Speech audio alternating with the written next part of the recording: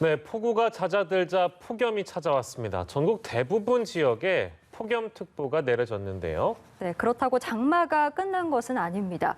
역대 최장기간 장마에 기후 위기라는 말까지 나오고 있는데요. 오늘 반기성 K웨더 예보센터장 모시고 날씨에 관한 궁금증들 풀어보도록 하겠습니다. 어서 오십시오. 네, 안녕하세요. 예, 무려 50일 넘게 지금 장마가 이어져서 역대 최장 기간을 기록을 했습니다.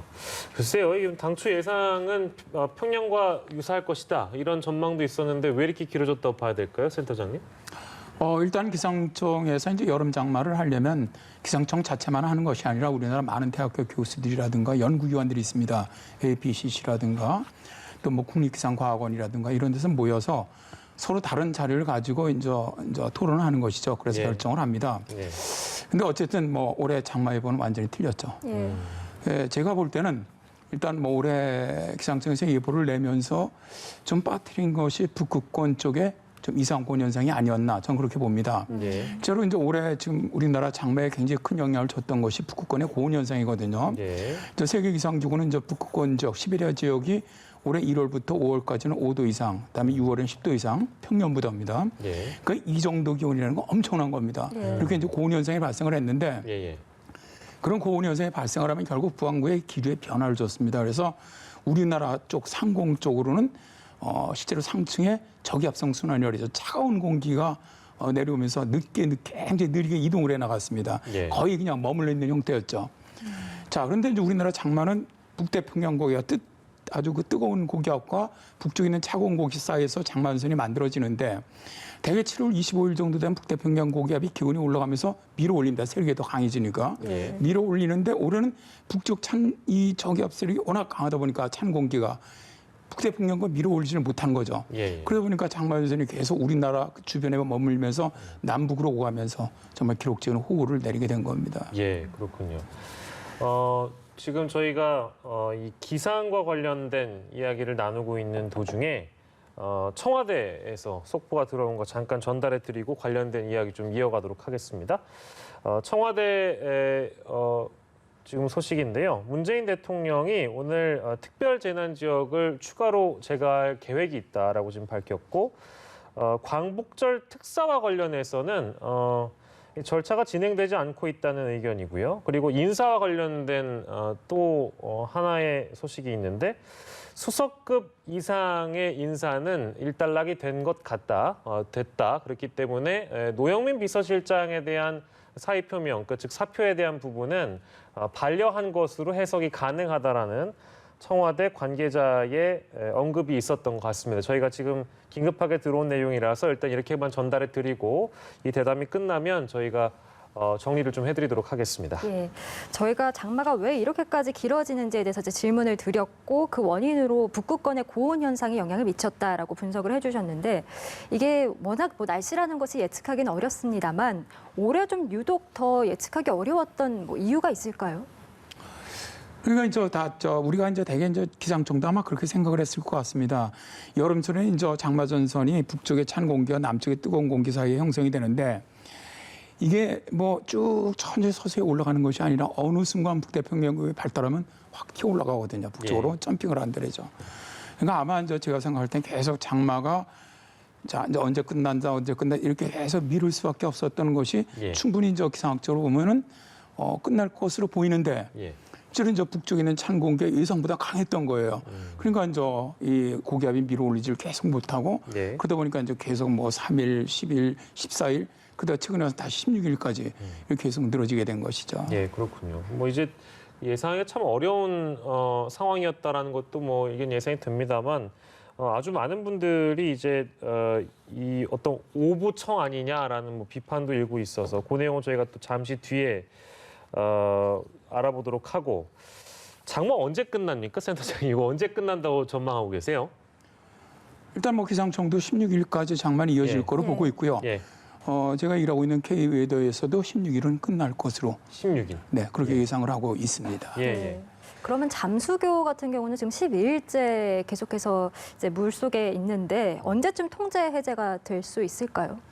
일단 오늘 10시 반에 이제 5.9m까지 내려갔습니다. 그러면 지금 저 잠수교는 차량 통행이 6.2m거든요. 예. 사람이 통과하는 것은 5.5m니까 일단 뭐 차량은 통행이 가능한데 지금 일단 뭐 저 서울시라든가 또는 경찰 쪽에서는 포털 이런 수리 네네. 이런 관계로 일단 오늘은 일단 개통이 좀 어려울 것으로 예측을 하고 있고요. 예. 다만 저 지금 이 잠수교소에 가장 큰 영향을 주는 게 팔당댐입니다. 팔당댐에서 이제 그 수문을 열게 되면은 가장 먼저 이제 잠수교가 물에 잠기게 되는데 예. 일단 팔당댐이 지금 계속 이 방수량을 다 지금 줄이고 있고요. 또 안정적으로 댐 그 수위가 있기 때문에 예. 좀 뭐 당분간 저 계속 더 내려가지 않겠느냐 일단 그렇게 보는데 이제 문제는 예. 내일부터 다시 16일까지 예. 중부지방에 호우가 예상이 돼 있습니다. 예. 그래서 이제 호우가 얼마나 오느냐에 따라서 만약 호우가 더 온다면 예. 그렇다면은 뭐 16일 이후 한 18일 전후 가서 개방되지 않겠나 그렇게 예상을 합니다. 예. 뭐 말씀 주신 대로 장마는 이제 16일까지로 일단 예보가 되어 있는 상황이고요. 그리고 잠수교의 통행 재개는 아직 모릅니다. 이제 오늘도 해제가 어려운 상황이고 말씀 주신 대로 포토홀이나 정비할 것들이 또 여러 가지가 있다고 하니까요. 조금만 더 기다려 보면 좀 될 것 같고요. 저희가 앞서서 이제 그 예보가 참 하기 어렵다라는 부분 짚어봤는데 그러다 보니까 그 노르웨이 기상 정보, 노르웨이 이 기상 정보가 인기다. 이 기상 망명족이라고 또 일컫는 것 같습니다. 미국 정보나 유럽 정보 이런 게 뭐 신뢰감이 더 원래 높은 건가요? 왜 이걸 찾아보나요? 어떻게 좀 보고 계세요? 이런 현상을. 일단 가장 큰 원인은 예. 우리 기상청 예보가 정확하지 않았기 때문에 이런 현상이 발생했다고 그렇겠죠. 봅니다. 네네네. 그러니까 국민분들께서 이제 신뢰를 하지 못하다 보니까 예. 다양한 정보를 어디서 얻을 수 있겠냐 찾다 보니까 뭐 예를 들어서 미국의 마화 이런 데라든가 혹은 영국의 BBC 앱이라든가 예. 지금 저 말씀하신 노르웨이 예. 기상청 앱 이런 걸 찾게 되신 것 같고 예. 그중에 이제 어떤 분이 이제 찾아서 활용을 해보니까 예. 이게 더 잘 맞는다. 뭐 이런 얘기가 나온 것으로 알고 있습니다. 예. 실은 저 노르웨이 이 기상청 앱도 있고요. 예. 노르웨이는 저 많은 민간 기상 회사들이 있어서 예. 예. 기상 회사들이 만드는 앱도 있습니다. 그래서 제가 보기에는 아마 이 인터넷에 올라오는 것은 노르웨이 기상청 앱으로 보이고요. 예. 제가 볼 때는 예. 노르웨이 기상청 같은 경우는 8일 예보를 냅니다. 최장 8일 예보를 내고 우리나라에 대해서 예. 그건 전 세계 예보를 다 내니까 요새는 그리고 이제 하루에 4번을 갖다 예보를 발표를 합니다. 예. 그리고 특이한 게 강수 예보 같은 걸 1시간 예보로 합니다. 이틀까지는. 예. 근데 우리나라 기상청 같은 경우는 강수 예보를 6시간을 묶어서 예보를 내거든요. 예. 그러니까 아마 제가 볼 때는 그런 차이가 좀 어떻게 보면 국민들의 불만을 좀 가져온 것이 아니냐. 왜냐하면 6시간 지금 우리나라 이번 장마의 특징이 뭐냐면 6시간 예보는 6시간 계속 비가 오는 것이 아니라 예. 2시간은 오고 4시간은 소강 상태를 보일 때가 있거든요. 구름만 그렇죠. 있고. 네. 근데 6시간을 묶어서 내다 보니까 기상청 예보는 계속 비가 오는 걸로 인지가 되는데 아. 예를 들어서 기상청 앱에서는 2시간은 비 오는데 뭐 4시간은 비가 안 오는 것으로 예. 다시 이런 것이 있었단 말입니다. 예. 이제 그러다 보니까 그런 현상이 발생했다고 보고요. 예. 일단 뭐 이번에 하여튼 어쨌든 이렇게 이제 국민들께서 예. 미국이나 뭐 일본이나 또 혹은 영국이나 노르웨이나 이런 앱들을 자꾸 찾는다는 것에 대해서는 기상청은 저는 좀 반성해야 한다고 보고요. 예. 좀 자존심도 좀 상해야 됩니다. 그래야지 예보도 앞으로 정확해질 걸로 보고요. 예. 그리고 한 가지 우리 국내에서도 기상청만 아니라 제가 일하는 K웨더에서도 예. 앱을 갖다 하는데 저희들도 1시간 단위로 합니다. 예. 강수 예보를. 예. 그러니까 한번 저희들 것도 보시고 저희들은 앱을 갖다 찾는 건 국민들께서 꼭 자기상청 앱만 봐라 안 봅니다. 예. 그러니까 이제 다양한 어떻게 보면 경제전 뭐 그런 논리라고 보는데 더 정확한 앱을 보다가 있으면 그것을 보는 게 맞다고 봅니다. 그래서 이제 가장 좋은 것은 아무래도 국가기상청이 있으니까 그쪽에 예. 좀 예보가 정확해져서 예. 많은 국민들이 그걸 이용하면 좋겠죠. 예. 뭐 이렇게 변덕스러운 이제 이상 기후에 기상청도 좀 나름대로 답답할 것 같은데 보다 좀 정확한 예보를 내릴 수 있도록 좀 대책도 필요한 것 같습니다. 네. 네, 그런가 하면 이제 제5호 태풍 장미가 이제 다행히 큰 피해 없이 지나갔는데 앞으로 한반도에 북상하는 태풍이 몇 개 더 올 수 있다는 전망이 있어서요. 지금 뭐 이번에 오는 태풍은 이제 중대형이 올 것이다라는 관측도 있는데 좀 어떻게 예상을 하시는지요? 일단 올해 그 서태평 영상에서 발달한 태풍 수가 평균보다 적습니다. 이렇게 예. 적은 것은 라니냐는 아닌데 지금 동태평 해상도가 낮은 형태거든요. 약간 그러다 보니까 이 태풍이 발생하는 해역 쪽이죠. 그러니까 필리핀 동쪽 이런 해상 쪽에 굉장히 해수 온도가 높습니다. 자, 이제 이런 경우에는 태풍이 만들어지기가 쉽지 않습니다. 일단 기본적으로는. 네. 근데 만들어지긴 어려운데 만들어만 진다면 그러면 이쪽이 굉장히 고수온이기 때문에 굉장히 강력하게 발달할 수 있는 가능성이 매우 높다는 것이죠. 그러니까 지금 저 많은 전문가들이 만일 다음번에 올라온다면 중대형급이 될 가능성이 높다라고 이야기하시는 건 바로 그런 거라고 보고요. 예. 일단 뭐 기상청은 올해 2개에서 4개 정도가 우리나라 영향을 줄 거라고 예상을 했는데 하나가 이제 5호 장미가 영향을 줬고요. 그렇다면 앞으로는 뭐 3개 정도 더 영향을 주지 않겠나 보고 예. 있고요. 문제는 최근에 우리나라 태풍은 좀 늦어지는 경향이 있습니다. 영향을 주는 게. 예. 그러니까 이제 8월보다는 오히려 9월, 10월 초까지 영향을 주거든요. 그래서 예, 예. 올해도 이제 현재 예상으로는 모델들을 보면은 거의 뭐 한 2일 정도까지는 태평양 항상에 일단 태풍이 안 잡힙니다. 예, 예. 그럼 태풍이 그쪽에서 잡히고 우리나라에 영향 주는 게 한 일주일 정도니까 현재 예상으로는 8월에는 영향이 없을 것을 일단 보고요. 예. 9월서부터 이제 10월 초까지 한 3개 정도 영향 주지 않겠나 예. 그렇게 예상을 합니다. 예, 태풍 전망이셨고, 그 또 태풍 중에는 이제 가을 태풍이 이제 피해를 크게 줬던 기억들이 우리한테 좀 있어서 이제 태풍을 좀 피해를 좀 최소화하기 위해서 어떤 부분 특히 저희가 좀 대비를 해야 될까요, 센터장님? 이제 뭐 거의 전 세계적으로 이 태풍 피해는 굉장히 기하급수적으로 증가를 하고 있습니다. 예. 최근에 몇 년 동안 미국의 그 강타했던 허리케인 같은 건 거의 슈퍼 허리케인 정도로 우리가 지금까지 생각했던 상상을 초월했거든요. 예. 뭐 최근에도 이제 많은 데서 이제 뭐 시뮬레이션을 해보니까 예. 뭐 10년 내에 어떤 태풍이 올라온다면 굉장히 뭐 예. 피해가 클 거다 이런 예상도 나오는데 왜 그러냐면은 결국 이런 기후 변화 때문에 해수 온도도 상승을 하고 있고 대기가 많은 수증기를 다 함유할 수 있기 때문에 네. 태풍이 올라오면 물론 바람 피해도 있지만 실제로 최근엔 전부 강수량입니다. 비 피해가 늘어나면서 더 늘어나고 있거든요. 그래서 예. 사실은 뭐 가장 중요한 거는 탄소를 줄여서 뭐 지구 온난화를 저지하는 게 있겠지만 그건 결국 쉽지 않고 예. 결국 이제 이걸 갖다가 대비할 수 있는 인프라죠. 그죠? 이런 대비할 수 있는 인프라를 빨리 좀 구축하는 것이 더 필요하다고 생각을 합니다. 예. 네, 앞서 살짝 말씀해 주셨는데 그 불과 10년 뒤에 강력한 태풍이 만약에 한반도에 온다고 하면 인천공항이랑 국회의사당까지 물에 잠길 수 있다라는 연구 결과가 지금 나온 것으로 보여서 이게 불과 10년 뒤라서 근거가 있는 이야기입니까? 이건 뭐 그린피스가 이제 그 시뮬레이션 해봤죠. 예.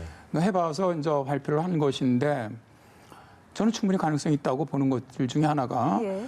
뭐 작년 같은 경우에 미국에 슈퍼 허리케인이 들어가고 미국이 세계에서 제일 자랑하는 F-22 랩터 전투 비행단이 다 물에 잠겨 버렸습니다.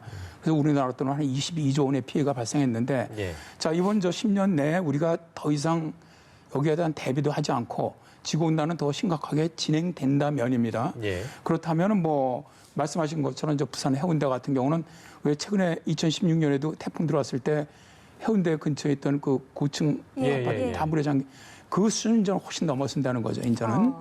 그러니까 그 깊숙이까지도 다 물에 잠길 것을 일단 예상을 하고요. 예. 인천공항도 활주로까지 전부 다 비행기가 물에 잠길 가능성이 높다. 또 그리고 이제 서울 같은 경우도 저지대는 다 물에 잠기고 국회의사당까지 물에 잠길 것이다. 예, 예. 이런 예측을 했는데 실제로 이런 것들이 최근에 보시겠지만 중국의 호우라든가 예. 미국의 이런 허리케인과 동반한 강수라든가 이런 걸 본다면 저는 굉장히 가능성이 높다고 봅니다.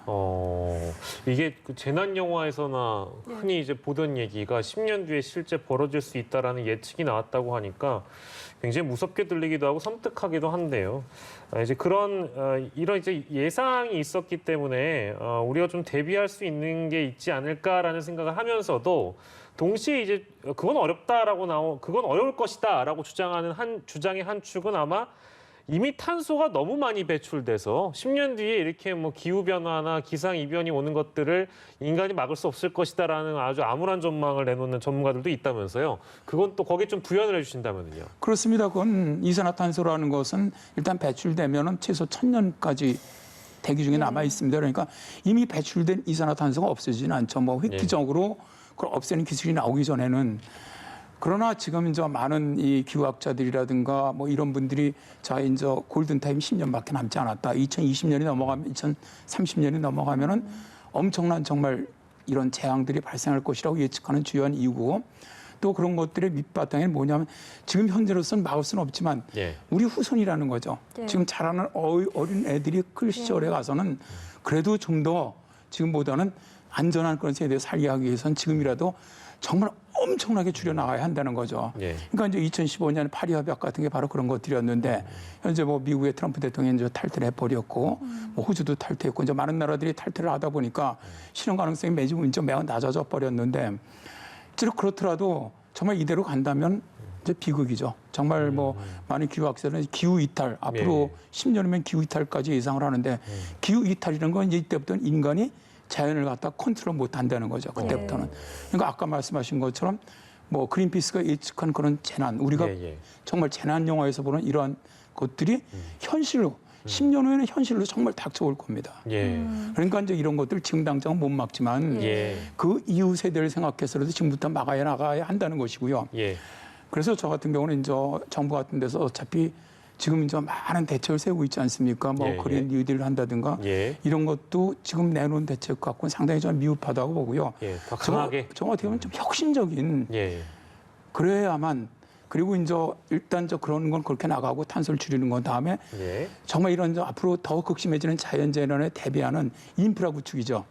이런 것도 좀 많이 좀 해야 할 것으로 생각을 합니다. 그냥 어떤 재난이 발생하면 복구에 급급하기보다는 미래에 발생할 재난에 대비하는 이런 인프라 구축을 해야 한다는 거죠. 미리 대비하는 인프라 구축이 꼭 필요한 시점이다라고 다시 한번 강조를 해주셨는데 지금 실제로도 이런 이상 기후들이 최근에 많이 좀 발생을 하고 있는 것 같습니다. 2018년만 해도 우리가 굉장히 더워서 역대급 폭염이라는 말이 있었고 이제 작년 같은 경우는 이제 태풍이 한반도에 와서 굉장히 큰 피해를 입혔었는데 올해는 또 이렇게 긴 장마와 더불어서 처음으로 올해 관측사상 7월 평균 기온이 6월보다 낮은 역전 현상이 있었다고 합니다.